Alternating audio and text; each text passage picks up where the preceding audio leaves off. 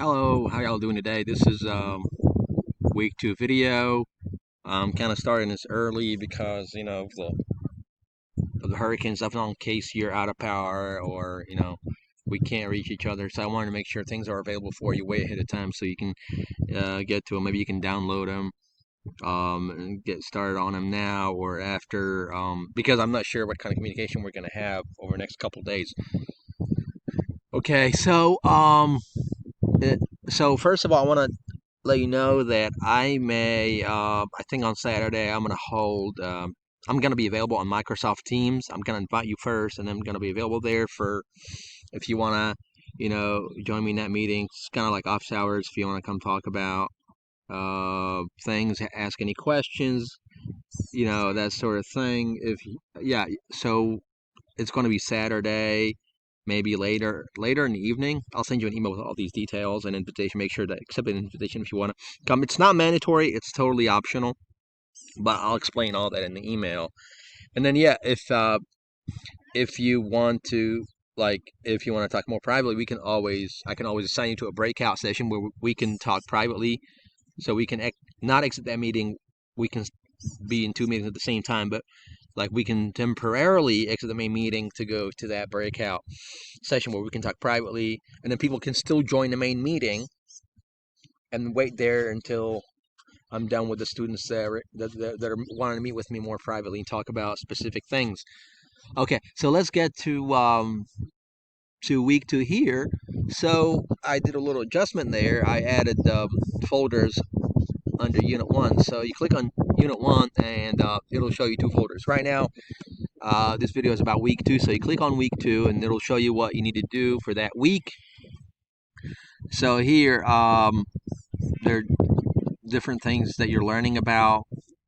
There are like 3 PowerPoint presentations, there are 2 writing assignments, and there's a couple of articles that you're supposed to read, and there's an excerpt from our textbook.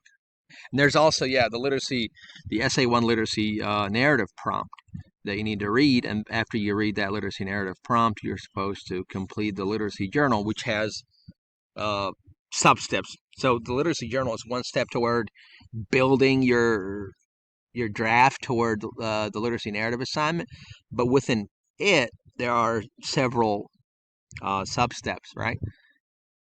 It's all explained in there with the due dates and all. Okay, so yeah, first things first. So yeah, first you want to read them in the order that they appear here on the screen. Discourse communities, there's a PowerPoint presentation there. Download it. Go through the slides and try to also listen to the voice comments that I provided there. After that, you want to complete that discussion board post there and provide examples about your discourse communities and the different linguistic features that you use there. After that, you want to watch this other, or you want to go through this other PowerPoint presentation about code meshing and academic writing. It'll explain all that in there. Followed by 2 examples of people that code meshed or that talked about language.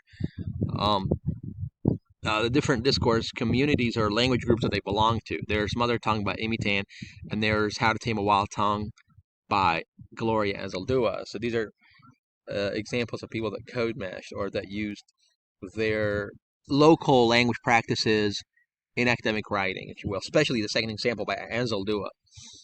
After that, we get into the writing process, right?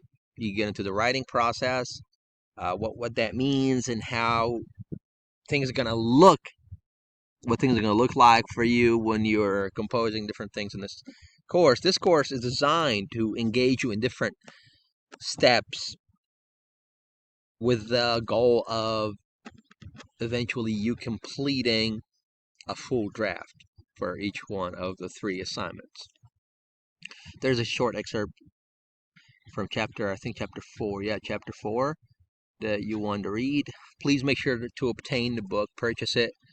You can get it online, you can rent it, you can purchase it. So there are different options. Please, I may not be able to get you any more of these PDFs afterwards, but at this point I know that things are tough and we're going through so many things.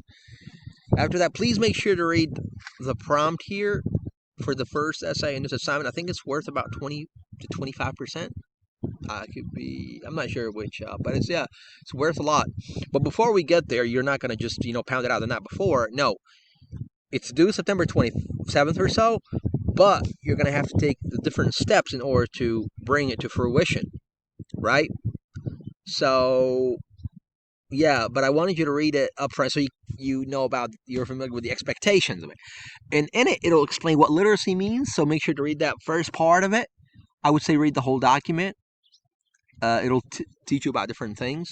And there's also a publishing component there that's kind of optional. Make sure to avail yourself of it. Okay, after you read that prompt, you want to get started on that literacy journal, which is spread out over 3 days. So yeah, it's gonna like kind of teach you on how to establish process for each one of your writing tasks, right? So that's the idea of it.